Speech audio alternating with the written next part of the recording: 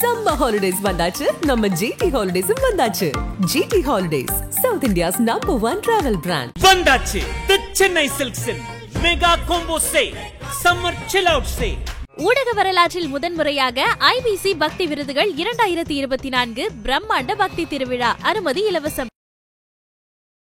IBC Tamil நேயர்களுக்கு வணக்கம். இன்றைய சிறப்பு நேர்காணலில் நம்மோடு இணைகிறார் பஞ்சாபிலிருந்து கோல்டன் சிங் அவர்கள். வணக்கம். பஞ்சாப்ல ஞாயிற்றுக்கிழமை இரவு மக்கள்லாம் நிம்மதியா சகஜ நிலைமையோட தூங்குனாங்களா? நேற்று பதட்டமா தான் இருந்தது. ஏன்னா பாகிஸ்தான்ங்கிறது ஒரு டெமோக்ராட்டிக்கல் நாடா நம்ம எடுத்துக்கவே முடியாது. அவங்க ஆர்மி வேற, அரசியல் வேற. அரசியல் தலைவர் ஏதாவது ஒப்பந்தம் பண்ணிட்டு இல்ல ஏதாவது சமரசம் பேசிட்டு போறாருன்னா அது மிலிட்டரிக்காரன் ஏத்துக்க மாட்டான். முந்தானத்துல தான் நடந்தது. அவங்க இருந்து சண்டை போட வேண்டாம், சீஸ்ஃபயர் பண்ணியாச்சு அப்படின்னு சொல்லியும் 7 மணிக்கு மேல அவனுக்கு முன்னத்தையோட அதிகமா தாக்குதல் நடத்தினான். என்னன்னா எங்களை கேட்காம நீங்க எப்படி முடிவு எடுக்கலாம் அப்படின்னு. ஏன்னா இதுக்கு முன்னாடி ஆர்மி தான் அங்கத்த பிரதமர்களை மாத்துறதும் ஜனாதிபதி அப்பாயிண்ட் பண்றதும் அதெல்லாம் ஆர்மி கையில தான் எல்லாமே இருக்குது. Army powerful. ஆர்மிக்கு அதிக பவர் கொடுத்துருக்காங்க. ஆர்மி தலைவர் அரசியல்ல ஏதாவது மாற்றம் பண்ணணும்னா அவர்னால பண்ண முடியும். இந்தியாவில் அப்படி இல்லை. முப்படை தளபதிகள், முப்படை தளபதிக்கு மேல ஒரு ஆளு, அந்த ஆளுக்கு மேல மோடி, அப்போ ஒன் மேன் இதா இருக்குது. அங்க அப்படி இல்லை. ஒவ்வொருத்தருக்கும் ஒவ்வொரு பவர் கொடுத்துருக்காங்கன்னா அந்த பவரை அவங்க யூஸ் பண்ணலாம்.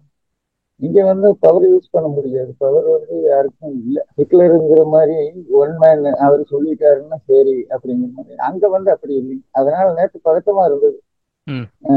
குண்டு போட்டுருவாங்களோ அப்படின்னு. ஏன்னா பிளாக் அவுட் கம்ப்ளீட் பண்ணிட்டாங்க. இருந்தாலும் பிளாக் அவுட் அங்க நீக்கிட்டாங்களா இல்ல நைட் இரவு கரண்ட்ல இருந்துச்சா? நீக்கியாச்சு. ஆனா பொதுமக்கள் அதை ஏத்துக்க முடியல. பொதுமக்கள் லைட்டு போட மாட்டேங்கிறாங்க. ஏன்னா அவங்கள நம்ப முடியாது. இது போட்டுருவாங்களோ அப்படிங்கிற இதுல பொதுமக்கள் நிறைய பேர் லைட் எரிக்கல. வெளியே லைட் எல்லாம் எரிக்கல. கரண்ட் 3-4 நாளா கவர்மெண்ட் ஆஃப் பண்ணிட்டு இருந்துச்சு. இப்போ நேற்று கொடுத்துருந்தாங்க. இருந்தாலும் பொதுமக்கள் வெளியே லைட்டுகளை எரிக்கல. மக்கள் என்ன பேசிக்கிறாங்க? இந்த 2-3 நாளா ரொம்ப பதட்டமா இருக்கு அப்படின்லாம் சொல்றீங்க. நேத்து இரவு அந்த பிளாக் அவுட்லாம் இல்லைன்னு சொல்றீங்க. அதுக்கு 2 நாளுக்கு முன்னாடி எல்லாம் ரொம்ப ஒரு பதட்டமான ஒரு உண்மையான குண்டு போட்ட விஷயங்கள்லாம் அந்த எல்லை ஓரத்துல நம்ம பார்த்தோம். பஞ்சாப் எல்லை பகுதியில மக்கள் என்ன பேசிக்கிறாங்க இத பத்தி? மக்கள் பேசிக்கிறது என்னன்னா கிரவுண்ட்ல மக்கள் சீக்கியர்கள் என்ன இது பண்றாங்கன்னா, சீக்கியர்களை ஆரம்பத்துல இருந்தே மோடி அரசோ RSSஓ விரும்பலை. ஏன்னா இவங்களுக்கு எதிர்த்தா குரல் எழுப்புறது சீக்கியர்கள். 2020லயும் சரி 2021லயும் ஒரு வருஷம் டெல்லியில உட்கார்ந்து அந்த 3 விவசாய சட்டங்களை இது பண்ணப்பவும் அவங்களுக்கு அவங்களோட பிரஸ்டீஜ் ஹர்ட் ஆச்சு. அவங்களோட சுயமரியாதை அப்படிங்கிற அவங்க அதை ஒரு மனசுல வச்சுக்கிறாங்க. பஞ்சாப்ல மாத்திரம் குண்டு விழுகுது அப்படிங்கிறப்போ மக்கள் மத்தியில என்ன நம்ம அரசே பஞ்சாப் மேல ஏதோ பழி வாங்கும் நோக்கத்தோட பண்றாங்களா அப்படின்னு. இதுல ஒரு வீடியோ வேற பாகிஸ்தான்ல இருந்து ரிலீஸ் ஆயிருக்குது. அவங்களோட ராணுவ தளபதி நாங்கள் பஞ்சாப் மேல தாக்குதல் நடத்தல. 6 குண்டு முதல் நாள் 2வது நாளும் குண்டு போட்டாங்க. அதுல பாராமுல்லால ஒரு குண்டு விழுந்திருக்கு. 5 குண்டு அம்ரித்சர்லயும் பக்கத்துலயும் விழுந்திருக்குது. இதுக்கு எங்க கிட்ட ரெக்கார்டு இருக்குது அப்படிங்கிறான். அப்போ அதுக்கு நம்ம அரசும் சரி நம்ம ராணுவ அதிகாரிகளும் சரி யாருமே அதுக்கு பதில் கொடுக்கல. பழி சுமத்துறாங்கன்னா அதை நம்ம திருப்பி அதுக்கான உண்டான பதில் கூறணும். ஏன்னா ஒருத்தர் இவ்வளவு பெரிய பழி போடுறாருன்னா என்கிட்ட ப்ரூஃப் இருக்குங்கிறான். அப்ப அதுக்கு நம்ம அரசு பதில் சொல்லணும். ஆனா இவங்க சொல்லல. அவங்க வெளிப்படையாவே இந்த 6 குண்டுகளை பத்தி சொல்றாங்க. அதை பத்தி வெளிப்படையா பேசல அப்படிங்கிறீங்க. இந்திய அரசாங்கம் அதை பத்தி வெளிப்படையா பேசல. பாகிஸ்தான் நாங்க பஞ்சாப் எல்லை பகுதியில போட்டிருக்கோம் அப்படிங்கிறாங்க. ஆனா அதை பத்தி அதிகாரப்பூர்வமா பேசல அப்படிங்கறதா உங்களுடைய ஒரு விஷயமா இருக்கு இல்லையா? மக்கள் அதை பத்தியும் பேசுறாங்க. இதெல்லாம் ஏன் பேசாம விட்டுருக்காங்க அப்படின்னு. இந்தியா போட்டிருக்குங்கிறாங்க. இந்தியா போட்டிருக்குங்கிறாங்க. போடல. என்ன சார் இது? இந்தியா ரொம்ப சர்ப்ரைஸா இருக்கு. அப்படி எதுவும் அப்படி எதுவும் ராணுவ அமைச்சரோ அல்லது இங்க இருக்கக்கூடிய அதிகாரிகளோ விக்ரம் மிஸ்ரியோ அப்படிலாம் நான் வந்து எதுவும் உங்களுக்கு இந்த ஷோ சொல்லியா? முடிஞ்சதுமே அந்த வீடியோ அனுப்புறேன்.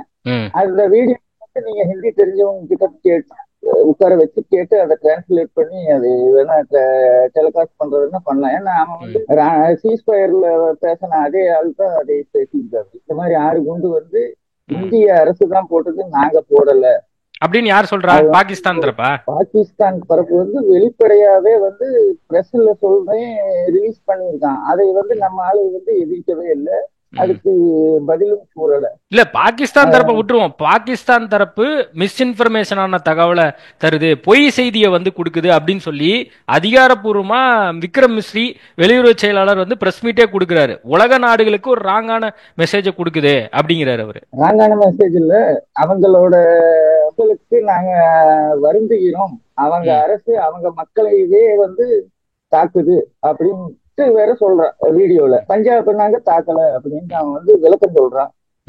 நம்ம ஆளுங்க என்னங்கிறாங்க, நாங்க வந்து வர்ற குண்டுகளை எல்லாம் வந்து டிஸ்க்ளோஸ் இது பண்ணோம் அப்படிங்கிறாங்க. அது வந்து நாங்களும் பார்த்தோம். ஏன்னா இல்ல நீங்க இல்ல இப்போ நீங்க இப்படி ஒரு குற்றச்சாட்டு இப்படி எல்லாம் மக்கள் வந்து பேசுறாங்க அப்படின்லாம் நீங்க சொல்றீங்க. இப்ப அந்த எந்த பகுதியில அந்த மாதிரி நடந்தது அப்படிங்கறதுக்கான ஆதாரம் எதுவும் நம்ம கிட்ட இருக்கா? நீங்க எதுவும் கேட்டீங்களா? நீங்க எதுவும் விசாரிச்சீங்களா? எங்களுக்கு அவங்க எப்படி கொடுப்பாங்க? அவன் வந்து அதிகாரி வந்து இந்த இதை வந்து டிஸ்க்ளோஸ் பண்றான், ஓபன் பண்றான்னா அவன் வந்து ப்ரூஃப் இருக்குங்கிறான். அப்ப இவங்க தானே அதை கேட்கணும், உங்ககிட்ட என்ன ப்ரூஃப் இருக்கு காட்டு, நாங்க எங்க பண்ணோம் அப்படிங்கிறது இவங்க தானே கேட்கணும். பொதுமக்கள் எப்படி கேட்க முடியும்? பொதுமக்கள் யாருகிட்ட கேட்க முடியும்? நம்ம வந்து பாகிஸ்தான் தரப்பு சொல்றத வந்து நம்பணுமா இல்ல இந்தியா சொல்றத நம்பணுமா அப்படிங்கிற ஒரு கேள்வி இருக்குல்ல. கேள்வி இருக்குதுங்க. ஒரே கல்ல 2 மாங்காய் அடிக்கிற வேலையாவும் இருக்கலாமே.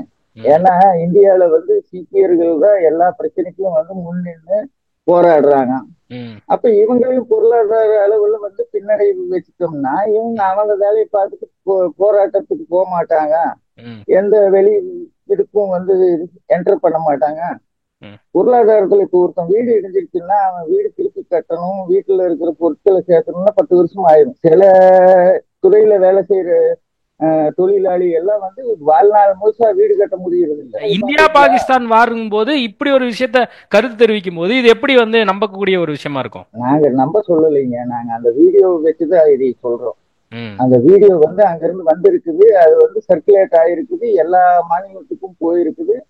அதை பத்தி எல்லாரும் பேசிக்கிறாங்க. ஆனா வெளிப்படையா யாரும் அதை வந்து கருத்து தெரிவிக்க விரும்பல. சரி, ஓகே. அதை வந்து நான் உங்களுக்கும் அனுப்புறேன், நீங்க அதை இது பண்ணலாம், செக் பண்ணிக்கலாம். அது என்ன பேசிருக்காங்க நீங்க இது பண்ணிக்கலாம். அது இருக்குதுங்கிறங்காட்டி அது பேசணும். மற்றபடி வந்து நீங்க எங்களை டெல்லியிலையும் சரி, இப்போ இந்த சம்பு எல்லையிலையும் சரி, எங்க கூட நடந்த குண்டுகள் தாக்குதல் அது வந்து இந்த வாரில கூட நடக்குது. எங்க மேல வந்து ஆயிரக்கணக்கான குண்டுகள் போட்டாங்க 3 நாள், 13ஆம் தேதி, 14ஆம் தேதி, 15ஆம் தேதி. டியர் கேஸ், ட்ரோன்ல வந்து அட்டாக் பண்ணி டியர் கேஸ் போட்டாங்க. அதெல்லாம் வந்து அதையெல்லாம் பார்த்தங்காட்டி எங்களுக்கு இது வந்து சர்வசாதாரணமா இருந்துச்சு. இனி ஒரு இதுன்னா இன்னைக்கு லெவல்ல வந்து வாருங்கிறது வந்து இது ஃப்ரெண்ட்லி மேட்ச் நடந்த மாதிரி நடந்திருக்கு. ஒரு வார் நடக்குது, வார்ல வந்து தோட்டத்திலேயே இடத்துலயே வந்து குண்டு விழுகுது அப்படிங்கிறப்போ இன்னத்த சூழ்நிலையில வந்து சென்சர்ஸ் எல்லாமே வச்சு லைட்டே ஆஃப் பண்ணிட்டாலும் வானத்துல பிளைட் இந்த சண்டை போர் விமானம் போகுதுன்னா மேப்ல எல்லாமே தெரியும், எந்த இடத்துல வீடு, எந்த இடத்துல கோயில், எந்த இடத்துல என்ன இருக்குது. அவனுக்கு வந்து அந்த இதுல மேப்ல எல்லாமே காட்டும். அவனுக்கு லைட் ஆஃபோ இதோ எல்லாம் தேவையே இல்லை, அவன் எங்க வேணா தாக்கலாம். ஆனா வந்து நம்மளை வந்து லைட் ஆஃப் பண்ண வச்சு 3 நாள் லைட் ஆஃப் பண்ணதுக்கு அப்புறம் வெளியே வரக்கூடாது. எங்களுக்கு பக்கத்துலயே வந்து இங்க 4 கிலோமீட்டர்ல குண்டு வெடிச்சுது, 8-9 குண்டு வெடிச்சுது. அதை பத்தி என்னன்ட்டே தெரியல. சரி, அங்க கேம்பும் இருக்குது, ஆர்மி கேம்ப் இருக்குது. சரி, அவங்க கிட்ட விசாரிச்சா நீங்க ஏதாவது ட்ரைனிங் செஞ்சீங்களா அப்படின்னா அதுக்கும் பதில் சொல்லல. அப்போ இந்த மாதிரி எல்லாம் வந்து வர்றப்போ சஸ்பென்ஸா நடக்கிறப்போ மக்கள் வந்து கன்ஃபியூஸ் ஆயிருக்காங்க. கிரவுண்ட் ரிப்போர்ட் சொல்றேன், வேற கருத்துங்கிறதெல்லாம் இல்ல. கிரவுண்ட்ல வந்து இந்த திங்கிங்ஸ் எல்லாம் வந்து இதெல்லாம் இருக்கு அப்படிங்கிறீங்க. சரி, ஓகே. பகல் வேளையில எப்படி இருக்காங்க சூழல்லாம்? பகல் நேரத்துல வந்து முதல் நாள்ல இருந்தே பதட்டம் இல்லை. நாங்க 3 நாளா வந்து 4 நாளா வந்து எல்லா இடத்துக்கும் போய் சுத்துறோம். ஏன்னா நாங்க வந்து எல்லாம் பார்க்கணும் என்ன நடக்குது அப்படிங்கிறப்ப பார்த்தாதான் நம்ம வந்து மற்ற மக்களுக்கு சொல்ல முடியும். இந்த கோல்டன் டெம்பிளை வந்து டார்கெட் பண்றாங்க அப்படின்னு கூட ஒரு செய்தி ஒண்ணு வந்துச்சு தீவிரவாதிகள். அதான் சொல்றாங்க, கோல்டன் டெம்பிள் இருக்கு எங்க இருக்குன்ட்டு வந்து அவங்க வந்து எதுவுமே பார்க்க வேண்டாம். சென்சர்ல உட்காந்து ரூம்ல உட்காந்து பட்டன் தட்டினா எல்லாம் பண்ணிக்கணும். ஆனா எதுவுமே நடக்கல. இப்போ ஏர்போர்ட்டை வந்து 8 கிலோமீட்டர் பார்டர்ல இருந்து அம்ரித்சர் ஏர்போர்ட், என் வீடு வந்து 30-32 கிலோமீட்டர் வாகா பார்டர்ல, ஹைவே மேலேதான். ஆனா ஏர்போர்ட்டை வந்து அவங்களால தாக்கவே முடியல கடைசி வரைக்கும். அவங்க வந்து பக்கத்துல இருக்கிற ஊர்கள்லயே வந்து குண்டு போடுறாங்க. 2-3 ஊர்ல குண்டு விழுந்திருக்குது, மிசைலுக ட்ரோன் குண்டு விழுந்திருக்குது. நாங்க கண்ணால பார்த்தோம். இங்க இருந்து குண்டு வருதுன்னா ஆப்போசிட்ல போய் வந்து கிராஸ் பண்ணி அதை டிஸ்யூஸ் பண்ணிடுறாங்க மேலேயே. அது வந்து கீழே வந்து பீசுகளாதான் விழுகுது. அது வந்து கண்ணால பார்த்தோம். அது வந்து நம்ம மறுக்க முடியாது. நம்ம வாட்ஸ்அப்ல அதுல எல்லாம் செய்தி பரப்புறாங்க. அதான் நம்ப வேணான்னு இருக்கு. இந்திய அரசாங்கம் இந்த மாதிரி மிஸ்இன்ஃபர்மேஷன், ரொம்ப தவறான தகவல்லாம் வந்துட்டு இருக்கு.